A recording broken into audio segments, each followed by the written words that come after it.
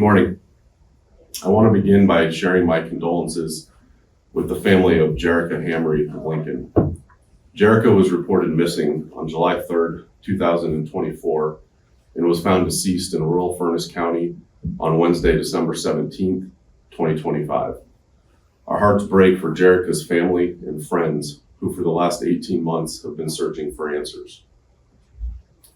On the morning of Wednesday, December 17th, 2025, the Furnas County Sheriff's Office was called by a man working in a field in rural Furnas County.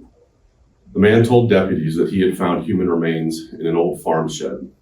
The Furnas County Sheriff's Office arrived at the scene and determined that the remains were indeed human. Jerica was 30 years old when she was reported missing by her parents to the Lincoln Police Department. Investigators determined that Jerica had last been heard from on June 25th, 2024. Investigators worked tirelessly to determine where Jerica had gone and who she might be with. After an analysis of physical, digital, and forensic evidence, investigators believed that Jerica had traveled from Lincoln west towards the area of Oxford, Nebraska. The Lincoln Police Department investigators worked with the Nebraska State Patrol, the Furnas County Sheriff's Office, and many other local agencies to share information regarding Jerica in the hope that someone had seen her.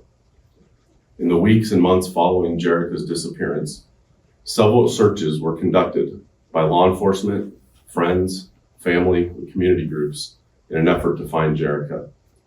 The effort of searching over 1,000 square miles of timber, lakes, rivers, and farmland was daunting and never ended, as the commitment to find her was unwavering. The work the community volunteers, friends, family members, and law enforcement did to find Jerica was nothing short of amazing.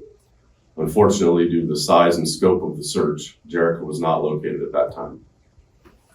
Human remains were discovered on Wednesday, December 17th in an old farm shed north of Oxford, Nebraska. Lincoln Police Department investigators believed that they could be Jerica and notified her family. On Friday, December 19th, an autopsy was conducted and the remains were confirmed to be those of Jerica. Jerica had been at this location for a long period of time, and we are working with forensic experts to determine and narrow down a time frame. Based on the investigation to this point, in combination with the recovery of Jerica, this death is being investigated as a homicide. The Lincoln Police Department, the Nebraska State Patrol, the Furnas County Sheriff's Office, as well as the Lancaster County Attorney's Office, the Furnas County Attorney's Office, and the Nebraska Attorney General's Office are all coordinating this complicated investigation and have been working together for many months now. While our investigation continues, we do have a person of interest in custody on unrelated charges, and there is no ongoing threat to the community. Once formal charges have been brought forward for this individual, we will provide more information at that time.